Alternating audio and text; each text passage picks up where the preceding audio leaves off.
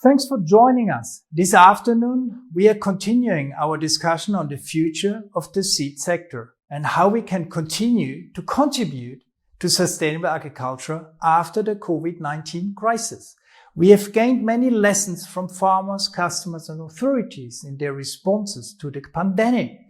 And we are thankful that our sector activities have been broadly exempted from restrictions. However, it remains to be seen what the medium and long-term impact would be. In this second session on the future of the seed sector, we have representatives from Europe and South America. But as earlier today, the voice of the World Farmers Organization is also present. We would like to have also better understanding of the grain markets. Today, business leaders and partners will share their vision of the future. From Argentina, we have the president of Semillas, Basso, who is president of the Argentinian Seed Association and the Seed Associations of Americas. Our partner, Lorena, Basso. We also have the CEO of Limagrain Vegetable Seeds, Franck Berger, past president of the French Seed Union and former chair of the National Organizing Committee of our wonderful ISF Virtual Congress 2019 in Nice. Again, we have the World Farmers Organization represented by its treasurer Arnold Puech d'Alissac. And finally, we will hear some perspectives from the value chain from Arnaud Petit of the International Grains Council.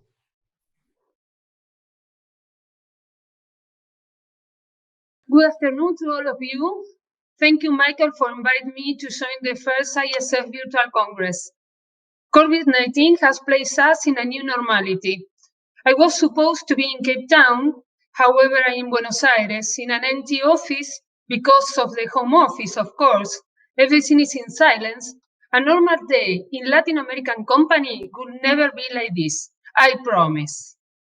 I would like to address the title from three different views: macro, micro, and learnings, as the opportunity to do something positive with this new reality. About macro view, COVID started as a supply problem and muted in a demand problem due to the huge impact to the service sector. It's a data that 70% of the GNP of the Occidental world came from services. The effects on the international activity is like a natural disaster, but of global dimension. A global contraction of 3% is expected for this year and a quick recovery of 5 to 8% for the 2021. In general, nothing indicates that the food sector will be deeply affected. Thinking of micro, each country has made decisions that affect the movement of people and goods. A seed business is a global business, no matter what were the intensity of the measures. The consequences affect the entire sector as a whole. International seed industry continued its operation because our government understood that our activity is essential to securing the food chain. Based on the output of the SAA survey and what is going on in my country, the problems faced are quite similar. First, delay in international movement of seeds. Second, difficult to move seeds through different jurisdictions. Same happened with workers, technical staff, also official technical staff that have to take samples or make field inspections. We have problem to get some production supplies or even services because not all the activity are essential and are not working in this time.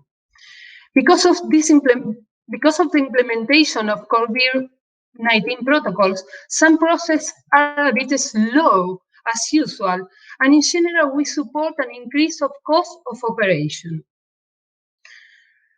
I would like to talk about learnings. Some of them are similar to all the industries, as the improvement of the use of virtual platforms, cloud or IT solutions to work and be connected. In particular, in our sector, the use of feeds has to be a short-term goal for our MPPO and other regulatory agencies. Another issue is that the company should be flexible enough to adapt to the new reality, and that is good for the whole industry. No doubt, the seeds, in terms of food supply, has a special recognition, and in this point, I would like to consider the role of the seed association, especially in countries politically complex as Argentina. I'm sure all of us face problems in terms of operation. As an example, in our company, we passed a very difficult situation. We are located in a rural area, and our production fields are all over 4 towns. Due to the increase of cases of COVID-19, the state authorities decided to close their borders, so we couldn't harvest. Our exception document was revoked by state.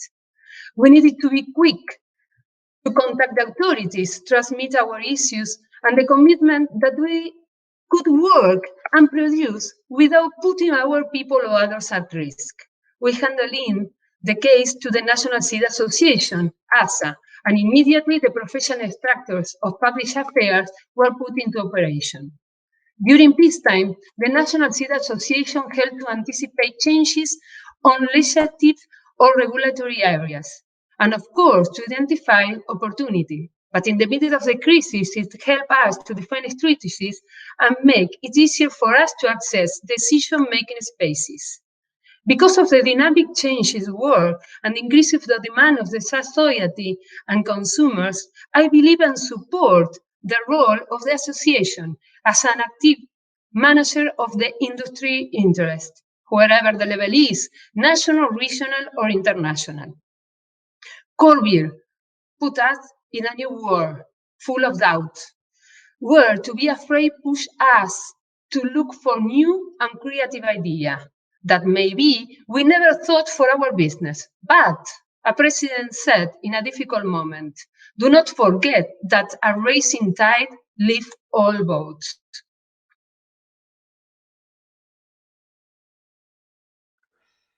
Hello, good morning, or good afternoon, or good day, wherever you are. My name is Franck Berger, and I work with Groupe Limagrain in France. Groupe Limagrain is a cooperative organization, a farmer-based organization that work in many aspects of food production, but especially specialized in seeds. We do vegetable seeds and field seeds, and we have a direct presence in 56 countries.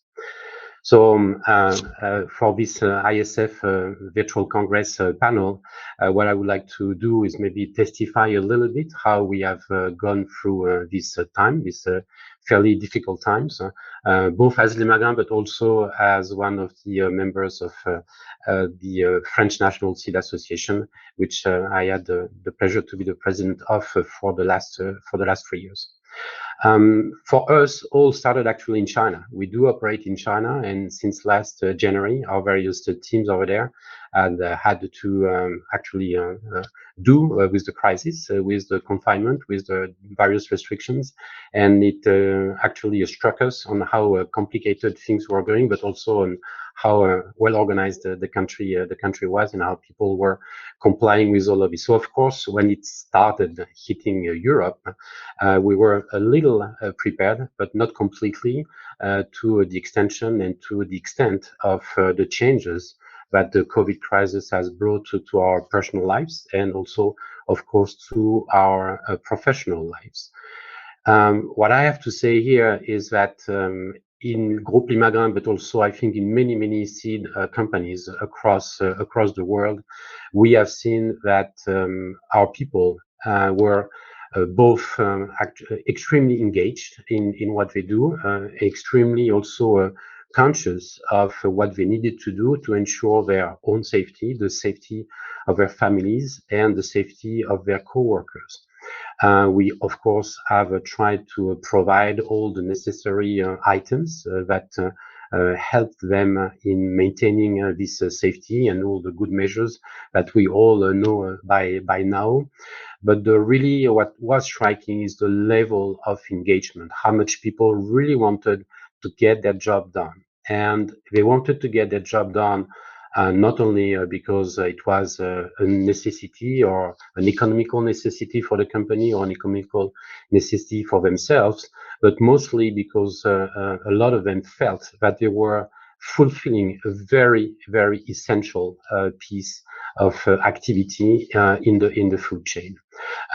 We have made a poll in France, and we had the indication that 91% of the workers of the seed companies based in France were actually at work, either remotely or on site throughout the crisis. And really, what we try to do is make sure that the seed was getting to the farmers wherever they needed it, be it in Europe, in abroad. Seeds for two purposes. One is the seed for their plantations. A crisis hit in Europe, in particular in March, which is actually the time of shipping seeds for the summer plantings. And this has actually happened a lot. We have seen people getting very creative to find ways to get the seed to the farmers, but also the stock seeds that is absolutely needed for the next generation, for the next iteration of seed production that also has to happen. Of course, there has been difficulties, transportation difficulties, getting freight, getting the right paperwork, making sure that we could cross border in, I would say, decently swift manner, has caused some difficulties. But in Europe, I have to say that we have been also helped by the fact that most of the governments have taken very clearly in consideration the notion that everything related to agriculture needed to flow pretty freely, and we could enjoy the so-called green lane system that has enabled to our seed to cross the borders. So all in all, I think the sector, and this is true for Europe, but this is also true for many other countries where we operate. We have seen that the sector has been extremely resilient, and that the degree of engagement of the people working for our companies has also been extremely important. There is one word that struck me through the crisis is from our people working in the United States, that they felt extremely proud to have been deemed essential workers, people who do something essential to feed actually the planet, to feed their fellow citizens. And this sense of pride and engagement, I think, is really something that personally has struck me a lot, and I find extremely comforting. So now what will be the consequences of this crisis, and will the world of seed of tomorrow be different from the world of seed as we knew it? Of course, there is one thing that comes to mind, and I know with ISF, this is one of the things that we are trying to put forward a lot, is international seed movement, being able to continue to move the seed across the border. Seed business is global by nature, but it's also local by essence. The seed needs to reach the place where it will be used and planted, and making sure that these movements can continue is really extremely important.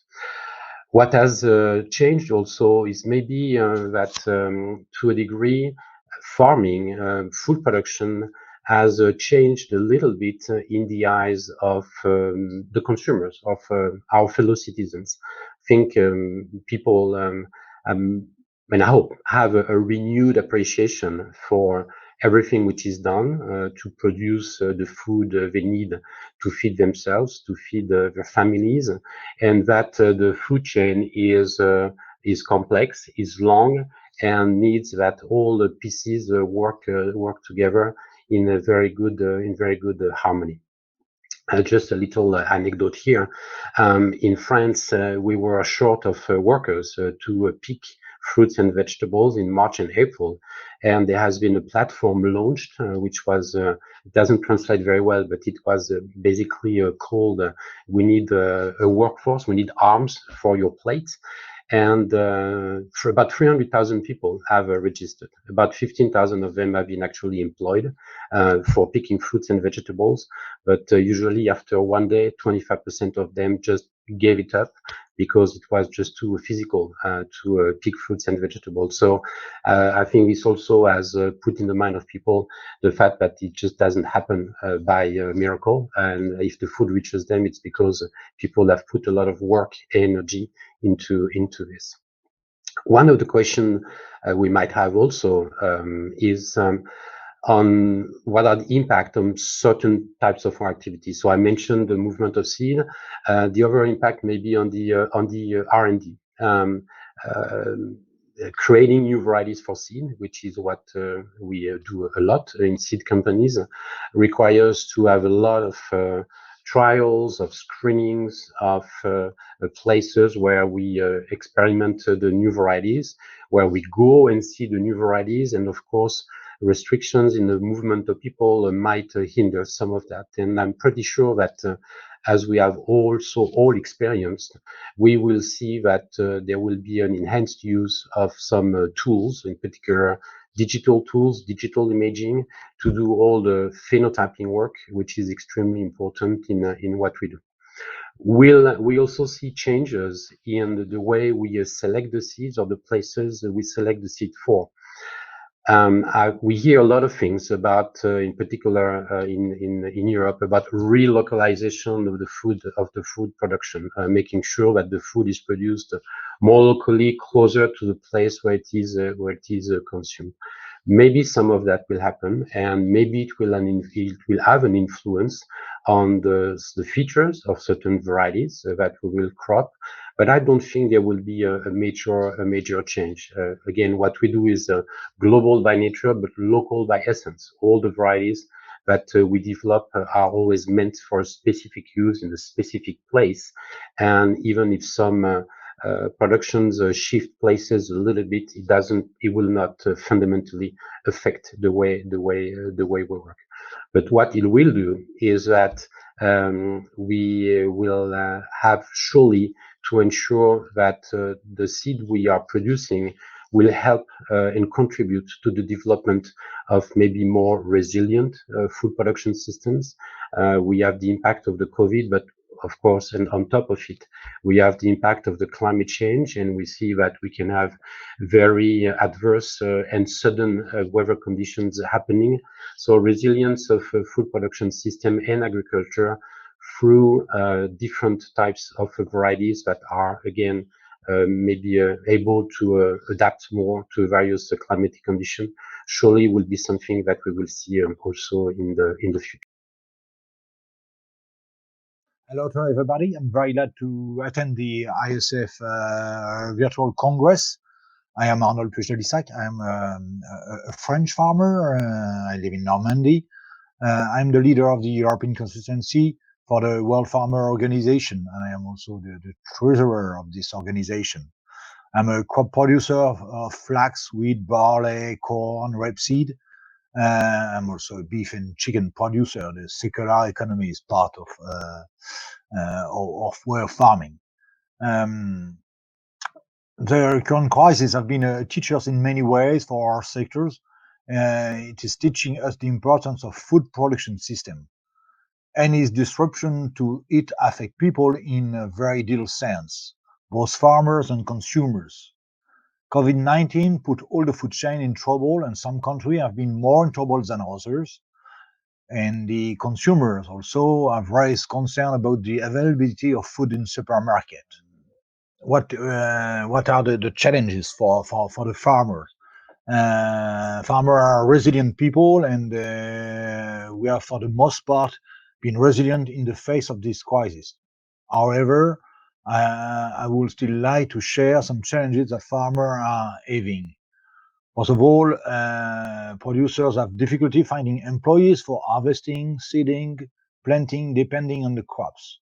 Also, farmers have demonstrate or have shown that the second line, they are part of the second line, have produced in most of the country all the food awaiting by the consumers, and it's a great chance. We hope that the VEG will continue to decrease as it's decreasing in Europe, but we hope that in South America it will go in the same direction, and that the producer will be safe and the consumer will be glad and happy to buy our products. What are the other lessons that we can, or what are the lessons, or simply that the crisis have demonstrated? COVID-19 pandemic shows that it's important to have different sources of production. When one country is affected, another country is also affected, but less, and it's can be a solution to find the production from somewhere else in the world. And that's important, that the world will be open, but at the same time respect the condition of production and all that in a fair competition. We cannot allow farmer to miss the planting season, of course, because this will have tremendous impact on supply. Therefore, we need to keep an open world for seed to move, and at the same time, an open world where we respect legislation of the country where seed is exported. To demonstrate that the clean area where we produce our seed are not causes of trouble in the world. I was surprised last week in the discussion on the Green Deal and the farm to fork strategy from the European Commission. They seem to say that COVID-19 came from the globalization and the fact that biodiversity is less and less in the world. I'm sorry, but no one of us are the problem in this case, and it's really a misinterpretation of this disease to say that we are part of the problem. We are the solution. In our farm, in our field, we like a clean area where the biosecurity is well respected, and biosecurity was not at all respect in China, where I've started this disease. Also, we need to have the best seed at the right time. It's another lesson that we must to know. We need to have a seed more and more productive with more and more people, more and more risk, more and more pandemia maybe in the future. And of course, we need to increase the quantity of food.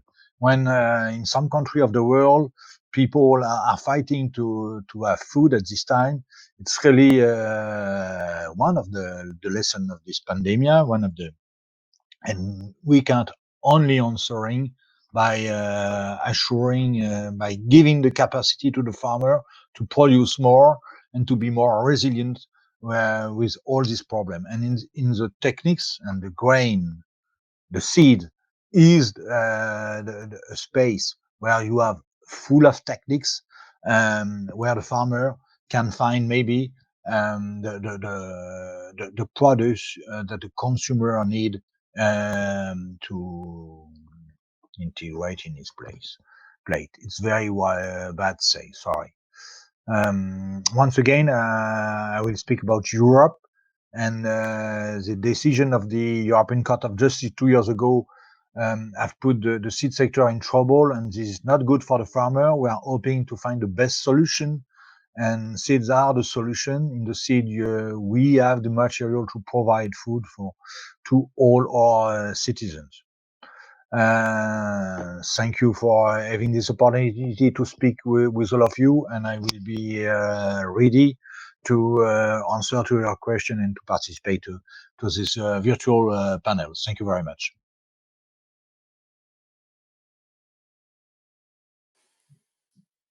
Good day to everybody.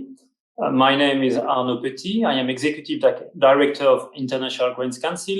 And first of all, I would like to thank Michael Keller for having granted the opportunity of IGC to be part of your relevant congress.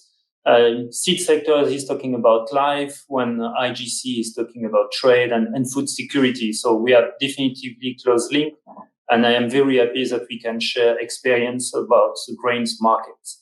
But first of all, I would like to introduce the IGC, and if I may have the first slide, please. IGC is, and the other one, please, is IGC is an international organization, intergovernmental organization, which bring together 60 countries. And the main objective is, first of all, to bring market transparency on cereals, oilseeds, and rice, and to track physical volumes of trade for these commodities. And by that, indeed, we enhance cooperation between countries to get the freest trade among the different countries across the world. If I may have the next slide, please. So in order to get a better market transparency, first of all, we provide daily reports to our members about market developments, forecast and supply and demand. But we don't stop only on supply and demand. We look also about trade volumes on the weekly basis from the main exporters, and also the cost of trade, meaning freight, ocean freight, which has made a huge development in the last months. If I may have the next slide, please. So if we look about how we can look about the future of the grain sector and trade, first of all, we have to keep in mind that until now, the feed demand has driven all the trade. And if you look on the graph here, you see that the feed demand has increased tremendously in the last 15 years, when the food demand has increased, but a more less steady growth. So this is why we have to look now, after the COVID-19 crisis, how the livestock sector will restart, in order to see if we can continue to get this demand from the feed sector, or indeed the grain trade will have to look about all the drivers to continue its growth. If I may have the next slide, please. The second point I would like also to highlight is, after the crisis, is we have to keep in mind the grain value chain is very complex. And just here you have two slides which shows that indeed industrial use of grain has continues to increase. First of all, and in the 90s, it was mainly biofuels, and particularly ethanol increased demand for grains. And since, I would say, beginning of 2000, we have seen also industrial use on starch industry to continue to start to grow and improving, I would say, its path on the grains trade in comparison to brewing sector, which stayed more or less stable. And if we look where this trend has happened in terms of industrial use, so you can see on ethanol, US has been forefront and stay really a country where the industrial use of grains is very relevant. And then since the beginning of 2010s, I would say China has becoming a more and more relevant country in terms of industrial use, both for starch industry, but also for biofuels production. And a country we have to look for the future is Brazil. You know that Brazil is developing a new policy which try to process more the grains in Brazil and then to export the value-added product, soy meal, dry DDGS for maize or ethanol. So that's something really we have to look for the future, how Brazil can be a new commerce, I would say, on this grain value chain. If I may have the next slide, please. And the second point in terms of the demand, which is really important to look at if we have the world map, that's the fact on oilseeds, China is a main path on the trade. As if you can see here, China represents 54% of the world trade on soybean, which is enormous. But behind China, also the ASEAN region is increasing. And indeed, today, the ASEAN region represents more than 60% of soybean trade, which is in tremendous improvements. And behind China, you have countries like Indonesia, Philippines, which we saw some increase in terms of import. And I would say in the future, we have really to look how this country will recover from the economic crisis, because it could be the new way we could have a new development in terms of grains trade. You look also about South America, as I said, 25% in the future, Brazil policy in processing more grains, maize and soybean are very important. Next slide, please.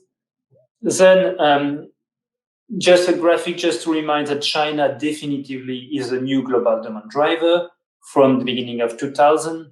And it's not only on soybean. Soybean is very important, but as I said, corn is the second main crops or commodity China is importing.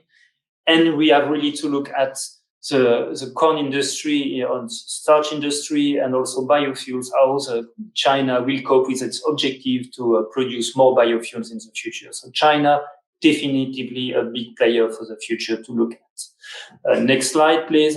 Now, if we look about and we move to the supply side, we have a different picture depending on the commodities we are talking about.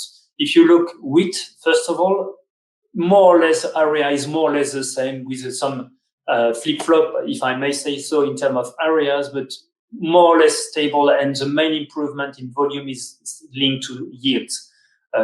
And in the future, if the yields are not improving in wheat, we could see some more tension on the wheat market because mainly wheat is produced in the North Hemisphere, and we are not necessarily expecting an increased area for that specific crop.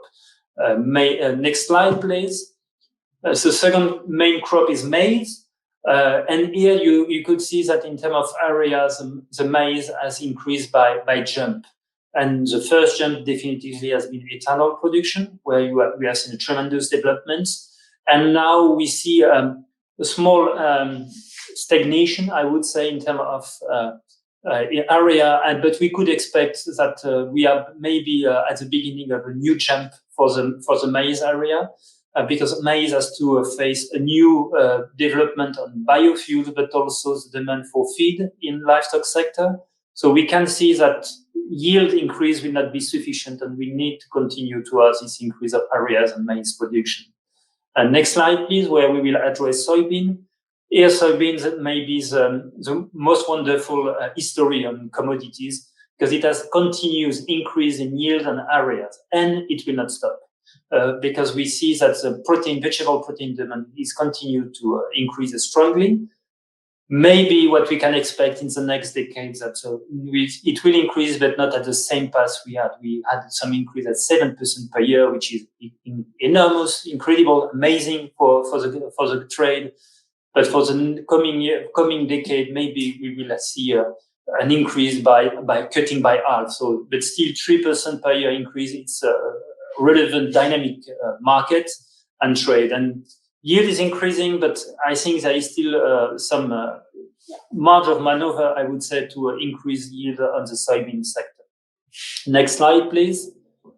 Now, in terms of trade, because having seen about the demand side and also on the supply side, definitively we have also some changes in terms of trade. And the two big areas which have emerged from the beginning of 2010 are Black Sea region for maize and wheat, and South America for maize also, and soybean.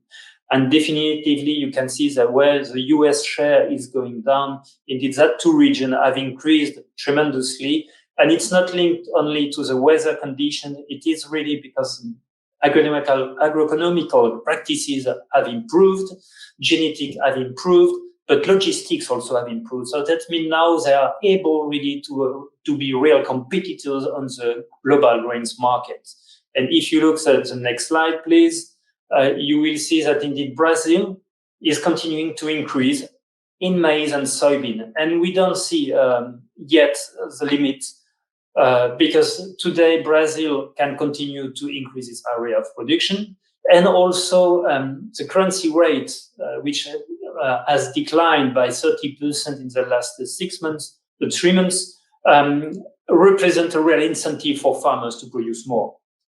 And in several areas, producing more doesn't mean necessarily deforestation, but it means a third crop. And you could see in the north of Brazil, now they are making some statistic with a three harvests per year, which is incredible in terms of agronomic challenges. So we see really Brazil continuing to increase and able to export. And that's in the next slide, you will see the market share for the different commodities. And you see definitively on soybean how Brazil now is, and South America, and really mainly Brazil, are really the main drivers on export. We can talk about concentration, but today I would say Brazil is more or less able to export soybean 9 months a year, which is was not the case less than 10 years ago.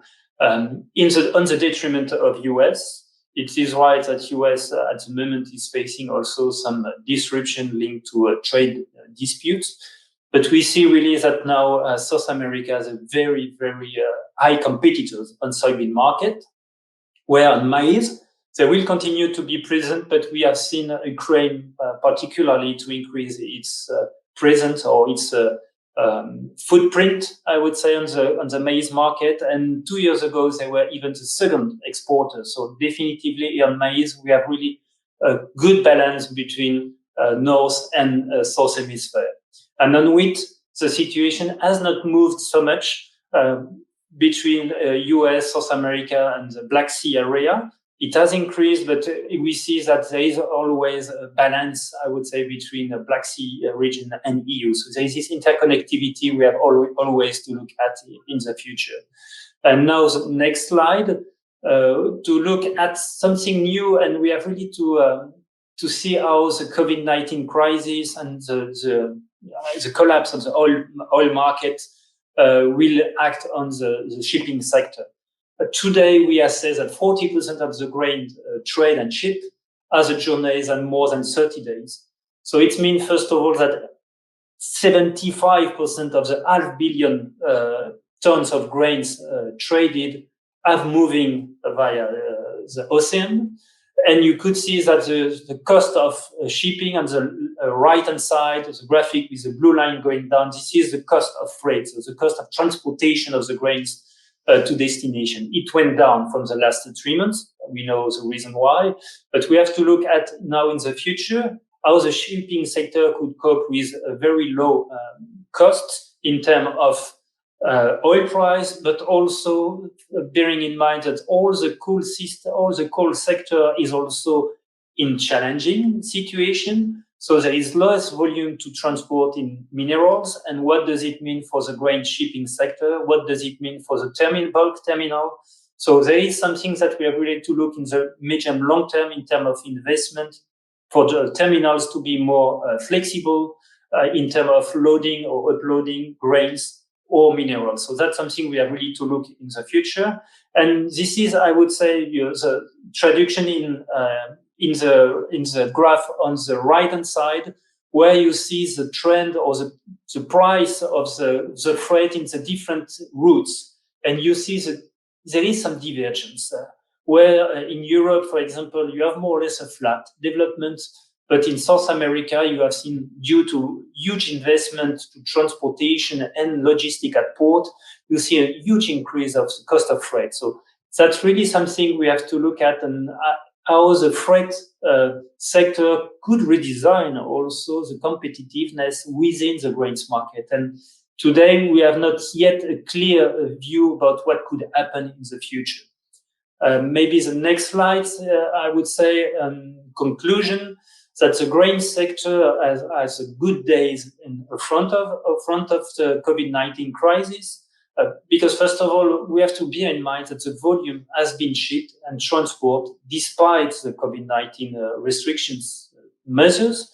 Second point is the food sector and the food demand will not go down. And it's a good news for the seed sector and the grain sector that food security is still a very relevant political on the agenda. On the agenda, sorry. And the third point in terms of conclusion is we have to look now what could be the long-term trend in terms of food demand. Because we fear that maybe there will be some temptation to redevelop some short-chain approach in the grain sector to give some confidence to the consumer. But we don't know how this short-chain approach could cope with a long-chain approach like I did in the bulk trade commodities, and how this flexibility will be allowed to ensure that at the end, we have a market which can ensure that the commodities and the physical commodities can be moved from origin to the destination. And that's something we really we have to develop some studies in the next 6 months to have a better understanding. And I expect that indeed we can do also this study, including the representative of ISF, in order to look at the supply side. And if we see some potential challenges for the future, potential opportunities also from both sides. And this is why I'm really happy to be here today and then to contribute to your webinar question answer in the future. Thank you very much for your attention.